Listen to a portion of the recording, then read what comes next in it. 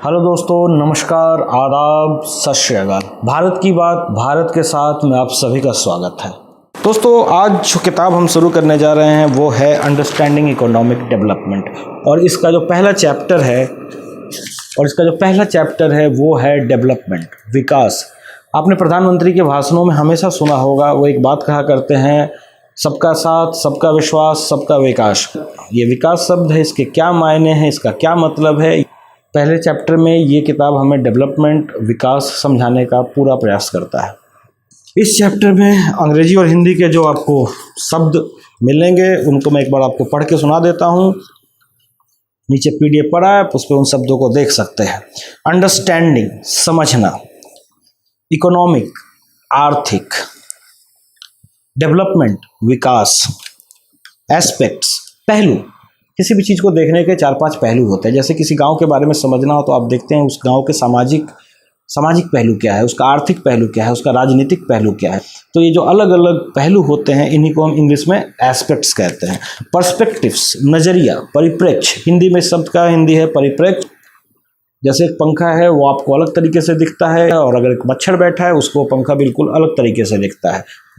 अगर आप पंखे को नीचे से देख रहे हैं तो अलग तरीके से दिख रहा है, ऊपर से देख रहे हैं तो अलग तरीके से दिख रहा है। तो एक चीज़ को ही देखने के कई नज़रिए हो सकते हैं। जैसे देश का विकास कितना ज़्यादा हुआ है ये आप किसान से पूछेंगे, उनके नज़र में अलग मायने हैं। मजदूर से पूछेंगे, उनके नज़र में अलग मायने हैं। अगर आप बड़े बड़े उद्योगपति से पूछेंगे, उनके नज़र में विकास के अलग मायने हैं, उनके नज़र में देश का अलग नज़रिया है। आप पढ़े लिखे लोगों से पूछेंगे तो वो आपको अलग बात बताएंगे, आप बिना पढ़े लिखे लोगों से पूछेंगे वो आपको अलग बात बताएंगे। बट ये जो अलग अलग नज़रिया है, इन्हीं नज़रिया को अंग्रेजी में हम यूज़ करते हैं पर्सपेक्टिव्स। कॉमन इंडिकेटर्स, सामान्य संकेतक। जैसे आपको दो चीज़ें नापनी है तो उसमें दो चीज़ों के बीच में अगर नापना है तो आपको कुछ ऐसे इंडिकेटर लेने होंगे जो कि दोनों में ही पाए जाते हैं, तभी आप दो चीज़ों के बीच में नाप सकते हैं। जैसे मान लीजिए भारत की अर्थव्यवस्था को नापना है और अमेरिका की अर्थव्यवस्था को नापना है तो आपको कुछ कॉमन इंडिकेटर्स उठाने होंगे। इन्हीं को कॉमन इंडिकेटर्स को हिंदी में हम सामान्य संकेतक कहते हैं। सोशल, सामाजिक। पॉलिटिकल, राजनैतिक। सोसाइटी, समाज। कंट्री, देश।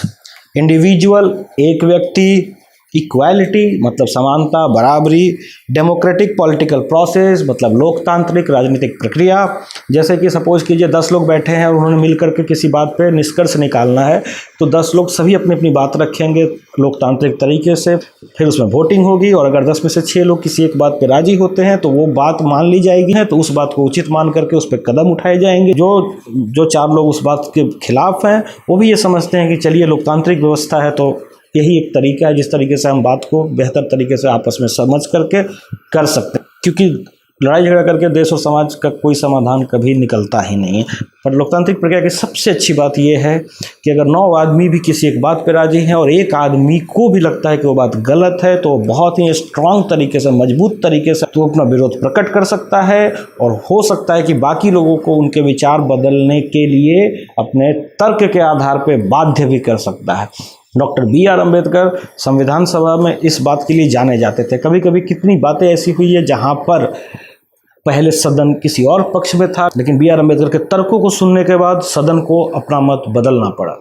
तो ये लोकतांत्रिक प्रक्रिया है। इसको हम इंग्लिश में डेमोक्रेटिक पॉलिटिकल प्रोसेस कहते हैं, हिंदी में लोकतांत्रिक राजनीतिक प्रक्रिया कहते हैं। लैंडलेस लेबर, इसका मतलब होता है भूमिहीन श्रमिक। डिस्क्रिमिनेशन, भेदभाव। एजुकेशन, शिक्षा। इरिगेशन, कृषि। जैसे इरिगेशन का मतलब होता है अगर खुद से वर्षा हो रही है उसको इरिगेशन में नहीं मानते हैं, लेकिन बाकी नहर, नाला, पाइप ये सब लगा करके, मोटर ये सब लगा के जो हम खेती करते हैं, इस व्यवस्था को इरिगेशन यानी कृषि कहते हैं। कॉन्फ्लिक्टिंग का मतलब होता है परस्पर विरोधी, एक दूसरे के दो लोगों के बीच में विरोध हो, उस चीज़ को कॉन्फ्लिक्ट कहते हैं। अगर वो विरोध हानिकारक हो जाए, एक दूसरे पर मारपीट करने लगे, विध्वंसक हो जाए, तो उस शब्द को इंग्लिश में डिस्ट्रक्टिव और हिंदी में हानिकारक या विध्वंसकारी कहते हैं। इंडस्ट्रियलिस्ट, उद्योगपति। ट्राइबल डिस्प्लेसमेंट, आदिवासी विस्थापन। जैसे अगर डैम बनाना होता है, जंगलों को काटना होता है, तो वहाँ पे पुराने समय से रहने वाले आदिवासियों को एक जगह से उठा के दूसरे जगह रखना, इस प्रोसेस को ट्राइबल डिस्प्लेसमेंट या आदिवासी विस्थापन कहते हैं। इसमें बहुत ज़्यादा ज़रूरी है कि उनके जीवन का जो तरीका है, ज़िंदगी जीने का तरीका है, उनका जो कल्चर है, उसका पूरा ख्याल रखा जाए। इसके बारे में संसद में कानून भी पास है, लेकिन बहुत बार हमें सुनने को मिलता है कि आदिवासियों को उनका हक नहीं दिया जाता है, सीधा उनको सिर्फ उनको ज़मीन के बदले में कुछ पैसे दे दिए जाते हैं। जैसे आप ये समझिए कि अगर पूरा का पूरा गांव है, उस गांव के जगह पे अगर एक डैम बनाना है तो सब गांव वालों को ज़मीन के पैसे दे दिया जाए और कहा जाए कि तुम जहाँ चले जाना है चले जाओ, तो फिर उनके गाँव का पूरा कल्चर ख़राब हो जाता है। वो आज जो सब लोग मिलकर एक साथ रह सकते जाते थे, वो अब अलग अलग जगह जब पे जिसको जहाँ मन होता है वहाँ जाकर रहने लगता है, तो पूरा गांव उजड़ जाता है। इसलिए कोशिश ये की जानी चाहिए, कानून के हिसाब से संसद में जो पारित कानून है उसके तहत कोशिश ये की जानी चाहिए कि सिर्फ उनको पैसा ना दिया जाए, बल्कि उन सबको एक जगह वो कहीं रहना चाहते हैं तो उस जगह ही उठा करके उन्हें रखा जाए। उनका पूरा गांव एक तरह से उनको बना करके दे दिया जाए, प्लस उनको नौकरी दी जाए। अगर आप मान लीजिए वहाँ पर फैक्ट्री बना रहे हैं, उनमें फैक्ट्री में नौकरी दी जाए, लेकिन ऐसा बहुत जगहों पे ऐसा हो नहीं पाता और इसके कारण फिर आदिवासी लोग आंदोलन करते रहते हैं। ये सब आप न्यूज़ में सुनते होंगे। भारत को ये कभी भूलना नहीं चाहिए कि भारत पहले उन आदिवासियों का देश है, ना कि इन उद्योगपतियों का। वेजेस, पगार, रेस्पेक्ट, आदर, सम्मान, सिक्योरिटी, सुरक्षा, फ्रीडम, आज़ादी,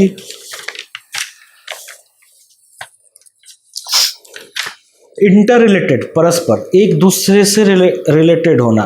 जैसे सपोज कीजिए कि आप अगर पढ़ाई करने बैठे हैं तो किताब की भी ज़रूरत है, कॉपी की भी ज़रूरत है, पेन की भी ज़रूरत है, सब आपस में इंटरडिपेंडेंट, अनयोन आश्रित। इसका मतलब होता है हम एक दूसरे पे आश्रित होते हैं। जैसे सपोज कीजिए ये शर्ट जो मैंने अभी पहनी है तो इसके लिए किसी किसान ने सबसे पहले कहीं पे रुई की खेती की होगी, उसके बाद किसी उद्योगपति ने कहीं पे कोई फैक्ट्री डाली होगी, वहाँ पे कुछ मजदूरों ने काम करके ये शर्ट बनाया होगा, फिर रेलवे, बस और इन सब से होता हुआ ये शर्ट दुकान तक पहुँचा होगा, फिर उस दुकान से मैंने इसको शर्ट को खरीदा और अभी अब शर्ट मैंने पहना है। तो इस तरह से हम एक दूसरे पे बहुत आश्रित होते हैं। इसी चीज़ को हिंदी में अनयोन आश्रित कहते हैं और इंग्लिश में इंटर डिपेंडेंट कहते हैं। नोशंस मतलब धारणा। नेशनल डेवलपमेंट, राष्ट्रीय विकास। फेयर, निष्पक्ष, मतलब दो लोगों को जब आप देख रहे हैं तो आप ना इनके साइड से हैं ना उनके साइड से हैं। इस चीज़ को इंग्लिश में फेयर होना कहते हैं और हिंदी में निष्पक्ष होना कहते हैं। जस्ट, न्यायप्रिय।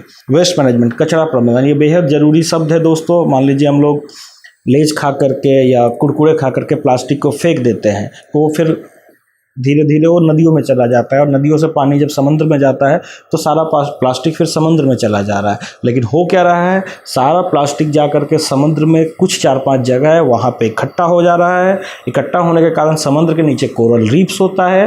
ये सब हम जब लोग इकोलॉजी पढ़ेंगे तो समझेंगे। इसलिए मैंने आपको बताया था पहले कि एक सब्जेक्ट का ज्ञान दूसरे सब्जेक्ट के ज्ञान मिल करके तब आपका एक सामान्य ज्ञान बनता है। तो उस इकोलॉजी से हमें ये पता चलेगा कि ये जो सारा प्लास्टिक वहाँ पे जमा हो रहा है उसके कारण जो कोरल रीफ्स हैं वो मर रहे हैं। और कोरल रीफ्स बहुत ज़्यादा ऑक्सीजन देता है पृथ्वी को, जैसे कि पेड़ों से भी ज़्यादा ऑक्सीजन कोरल्स देते हैं। अब जब कोरल्स की मृत्यु हो रही है तो इसका मतलब पर्यावरण में ऑक्सीजन की कमी हो रही है। उसी तरीके से आप ये समझिए कि ऑक्सीजन, कार्बन डाइऑक्साइड इसका मतलब ज़्यादा बढ़ रहा है, मतलब गर्मी भी बढ़ेगी। तो इस तरह से आप देखिए और समझने की कोशिश कीजिए कि अगर कचरा को सही तरीके से प्रबंधन ना किया जाए, उनको सही तरीके से ठिकाने ना लगाया जाए तो वही कचरा कल हमें सांस बिना ऑक्सीजन के मारने वाले हैं।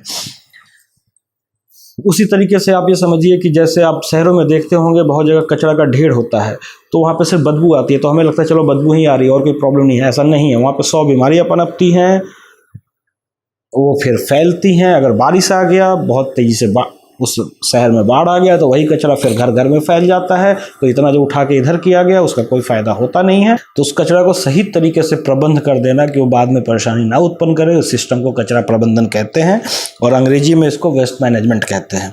रिवर पॉल्यूशन, नदी प्रदूषण। जो फैक्ट्री होती हैं उसमें कुछ भी अगर बनता है तो बहुत सारे वेस्ट केमिकल्स निकलते हैं। उनको नदियों में डालने से पहले उनके अंदर जो टॉक्सिक मतलब ख़राब पदार्थ हैं उनको ख़त्म करना ज़रूरी है, लेकिन वो करते नहीं है। वो सीधा नदी में डाल देते हैं या ज़मीन के अंदर डाल देते हैं, जिसके ऊपर एक फ़िल्म भी बनी है। मुझे उस फिल्म का नाम अभी याद नहीं आ रहा है। तो अगर वो फिल्म देखेंगे तो आप समझेंगे प्रदूषण से हमें कितना नुकसान हो रहा है, लेकिन लोगों को पता ही नहीं है प्रदूषण के बारे में। डेवलप्ड मतलब विकसित और डेवलपिंग मतलब विकासशील। विकसित होना क्या होता है, अब ये चैप्टर विकास हम लोग पढ़ेंगे तो समझ जाएंगे।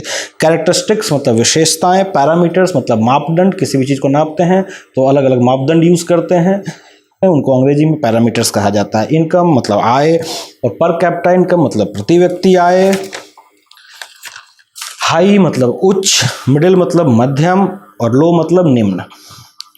लिटरेसी रेट शिक्षा दर, कितने लोग हमारे देश में पढ़े लिखे हैं, हमने शिक्षा की के क्या पैरामीटर्स बना रखे हैं। मान लीजिए कि नाम लिखने आता है तो शिक्षित है, या 10वीं तक की पढ़ाई की है तो शिक्षित है, तो हमने क्या पैरामीटर बना रखा है, और उस पैरामीटर के हिसाब से कितने लोग पढ़े लिखे हैं उसको हम शिक्षा दर कहते हैं। Infant mortality rate IMR, short form इसको IMR कहते हैं। इसका मतलब होता है शिशु मृत्यु दर। शिशु 1 साल तक की उम्र के बच्चों को हम शिशु कहते हैं। तो अगर देश में साल भर में, अगर देश में 1 साल में अगर 1000 बच्चे पैदा हो रहे हैं तो उसमें से कितने बच्चे 1 साल की उम्र आने से पहले ही उनकी मृत्यु हो जा रही है, इसको हम लोग शिशु मृत्यु दर कहते हैं। उसी तरीके से 1 साल में अगर 1000 माताएं बच्चों को जन्म दे रही हैं तो उन 1000 माताओं में कितनी माताओं की मृत्यु बच्चों को जन्म देने के समय हो जा रही है, उसको हम मातृत्व मृत्यु दर कहते हैं। पब्लिक फैसिलिटी मतलब सार्वजनिक सुविधाएं, जैसे कि रोड होता है, बस, सरकारी ट्रेन। एडल्ट्रेशन मतलब मिलावट। एक्सक्लूडेबल मतलब वंचित, किसी को अगर आप बाहर कर दिए किसी भी चीज़ से तो एक्सक्लूड हो गया। जैसे सपोज कीजिए कोई भी नौकरी के लिए एक उम्र की सीमा होती है, उससे बाहर वाले उससे बाहर हो जाते हैं, तो एक्सक्लूड करना मतलब वंचित कर देना। राइवलरस मतलब प्रतिद्वंदी। फ्यूचर जनरेशन मतलब भविष्य की पीढ़ी। ग्राउंड वाटर मतलब भूजल। रिन्यूएबल मतलब अक्षय जो कभी खत्म नहीं होगा, और नॉन रिन्यूएबल मतलब क्षय जो कि खत्म हो जाएगा। एनवायरमेंटल डिग्रेडेशन पर्यावरण की दुर्दशा। ग्लोबल वार्मिंग भूमंडलीय उष्मीकरण, इसका देसी भाषा में मतलब ये है कि पृथ्वी का तापमान बहुत तेजी से बढ़ रहा है, जो आप देख ही रहे होंगे, हर साल गर्मी बढ़ती जा रही है, इसी चीज़ को हम लोग भूमंडलीय उष्मीकरण कहते हैं। वाइल्ड फायर मतलब जंगली आग। तो चलिए दोस्तों, यह चैप्टर स्टार्ट करते हैं, विकास। भारत की बात भारत के साथ में अपना कीमती समय देने के लिए आप सभी का बहुत बहुत धन्यवाद। वंदे मातरम, जय हिंद।